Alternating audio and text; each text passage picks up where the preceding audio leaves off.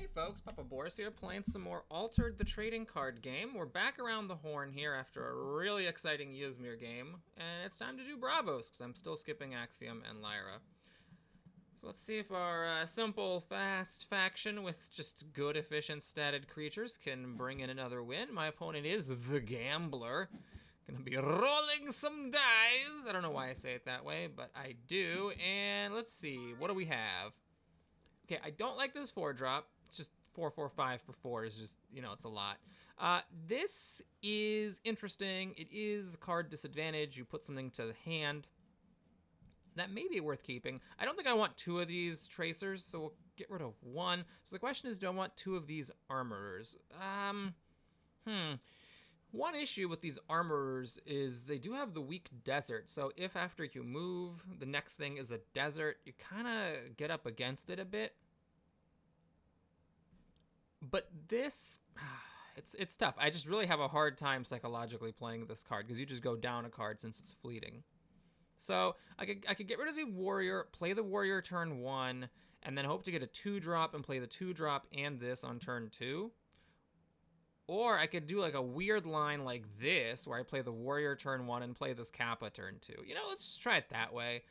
It seems like that's what it works out, and, in my experience, having these like weird prejudices against cards is not actually smart. So let's see what my opponent does. I don't get my token because I'm not the first player, but at the same time, that does mean I get to see where Nevenka commits her mana. And I mean, with 4 energy and 2 different stats, I should be able to move. It's just a question of whether my opponent sneaks an extra move in the same lane that I'm moving with this warrior.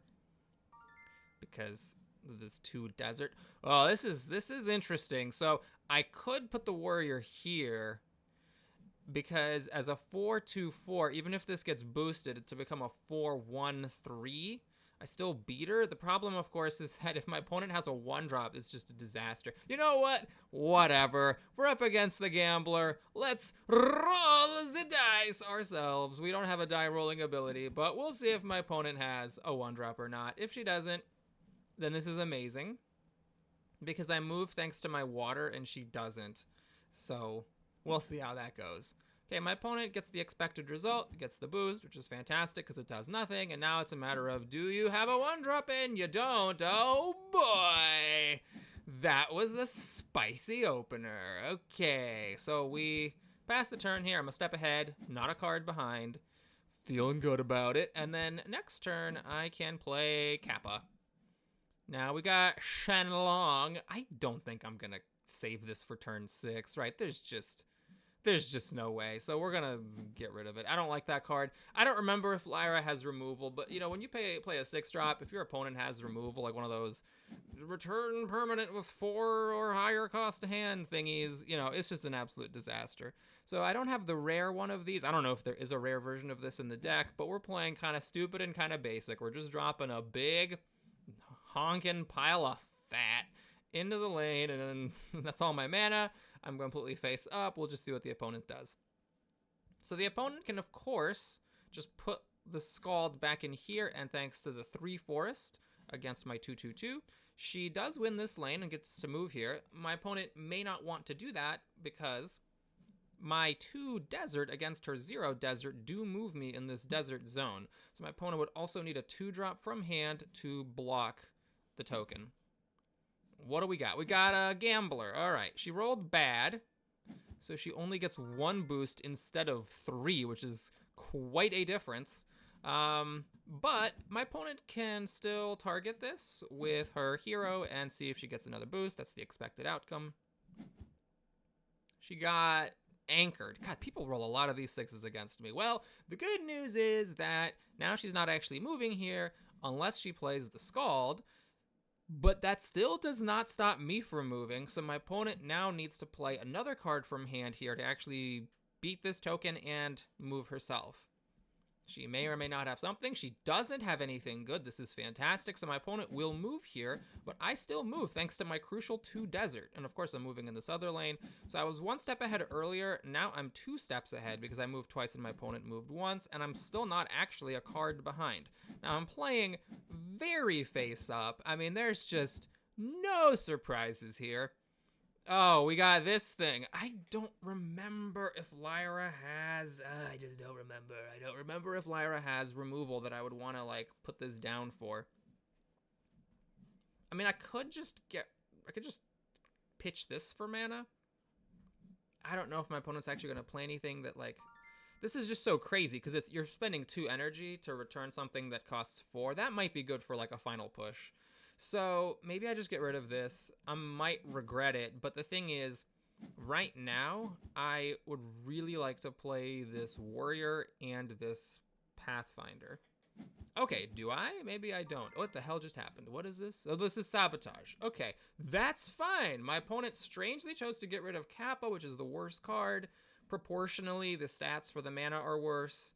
So now I've got my Warrior, and this Warrior actually competes here on water because these 2 cards have a combined water of 1. It does not block them from moving, but actually I kind of like it. It's a spicy move because my opponent now can, like, play something over here to try to win this lane, but then, like, she's accepting the fact that I am moving alongside her with 1 card versus 2. Now, the main problem is that my other 2 mana is this Pathfinder who has no forest, and forest is what I need to move. So what I could do, and what I'm going to do, is I'm actually going to just put this here.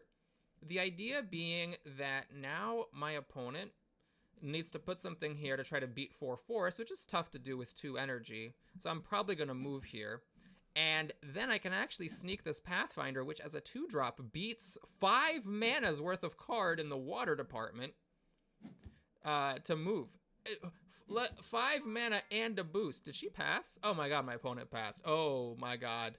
Winning against 5 mana with a 2-drop. Now my opponent still moves, so obviously I don't stop the 5 forest, but that is fine with me because I'm still getting a step ahead. My opponent moves once and I move twice. This is a demolition derby. I don't know if my opponent's playing bad or what, but oh my god, it's crazy town up in here. So the question is, do I still want to keep this intimidation? My opponent hasn't actually played anything expensive. I guess it depends on what I get. So we've got Mr. Wukong and Atlas. Now, Atlas, oh god. Atlas, I just don't remember if Lyra can get rid of big things. If it does, I just lose a ton of tempo. I'm going to send Atlas away. I don't think I need Atlas to win this with 6 mana. I mean, I could just play Kappa and Pathfinder. In fact, this square is amazing right here. It's exactly the Pathfinder stats. I'm competing at 3 for just 2 energy. And we got Kappa to bring home the bacon. I think I'm just going to keep it super simple here. We're just going to play this. It's the face-up card. It's the obvious play. It's where it was obviously going to go anyways. And I'm basically saying my opponent, sure, put in, like, you know, your whatever forest or something in here and move, but you're also going to let me move. Now, my opponent, of course, is probably going to play... maybe I should have thought about this. Maybe I should have waited to see where the opponent committed the Trickster. My opponent's going to put the Trickster here, and then she's got a 50-50 shot of getting a 3/3/3, which moves and blocks me from moving. Well, that is certainly a problem. So I guess what I'm going to be doing then, after this Trickster, let's assume worst case scenario, gets the high roll, is just dumping Kappa somewhere. Maybe even in this lane. So then my token is still threatening to move, and with Kappa's stats, I'm threatening to move here as well. Let's see if my opponent gets the high roll. Ah, no. Okay, so they paid 2 energy for a 1/1/1 twice. Okay, so what I'm going to do here is play Kappa for sure, because it uses the mana efficiently. The question is which lane. Here my opponent needs to beat me by another 3 to stop, or no, by 2. My opponent needs 2 water and 2 desert to stop me from moving. And here my opponent just needs 2 desert to stop me from moving. Okay, so since it's easier to stop me from moving here, I'm going to put Kappa here. So basically, I'm just guaranteed to move in this lane. And my opponent now has to do this kind of uncomfortable thing, which is like playing stuff here to block my Pathfinder from moving. Oh, wow, I didn't know about this. Okay, there he gets anchored. Oh my gosh, this is big stats. Okay, that worked out beautifully for my opponent. I'm beating on water, but I'm not in water. So my opponent doesn't move because they are in water, but they stop. Wait a minute. No, they don't stop me from... Oh, they do, because they're going to put a boost on this, and that will stop me from moving. Okay, well, I have a 1 in 3 chance that my opponent rolls a 1 or a 6 and actually doesn't get a token on this, and then they don't stop me from moving. So let's see if that happens. Okay, it didn't happen. So, my opponent doesn't move. I don't move here. My opponent and I both move here, though, which I'm fine with. Because now I just need to move anywhere to win the game. And that's that. And now, this intimidation that I've been saving the whole game, on the last turn, the fact that it's card disadvantage doesn't matter. Because on the last turn, I'm getting rid of a 4 energy card for 2 energy, and it's insane. So yes, I'm really hoping that the Hatter comes out. Let's see, will the Hatter come out? It's 0 water? Eh. So it kinda, like it doesn't move my opponent here. It does move them here, but it doesn't stop me from moving. My opponent might not actually play that. So what am I doing here?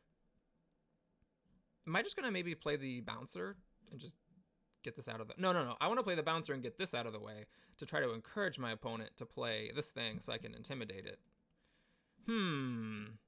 Okay, what's my mana? It's going to be 7, right? So it's Kappa and bouncer.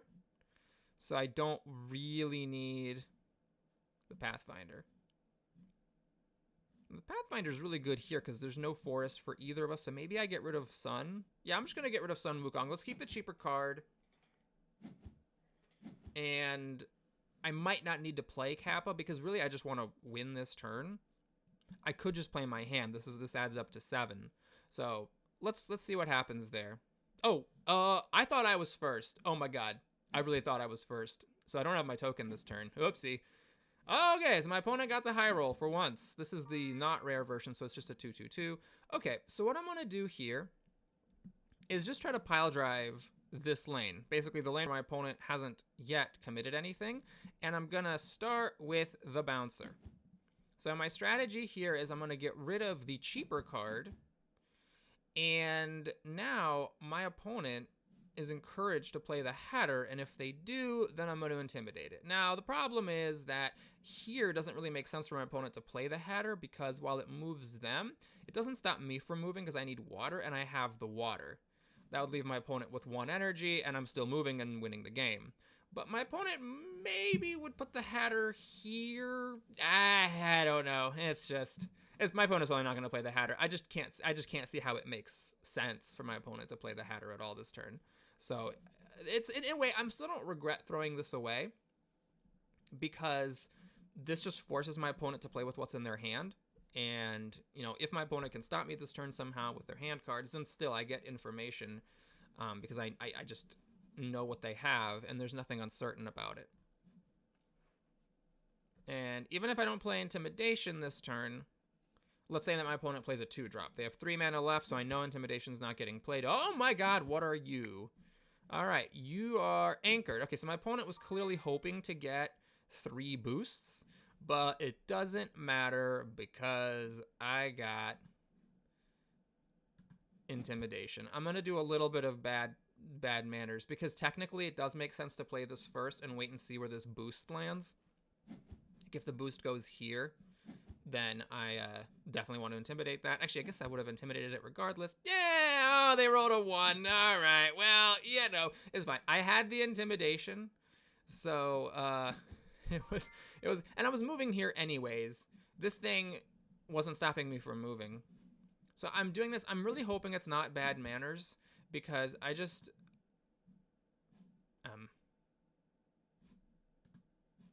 oh, it's 4 or less. Oh my god, I thought it was 4 or more. Oh my god, this whole time I was looking at it as 4 or more. But it's actually 4 or less. So I could have done it on the Kappa, but I also could have done it on literally anything my opponent was playing the entire game. Anyway, it didn't matter. I was still going to move here. Although if my opponent had gotten a boost...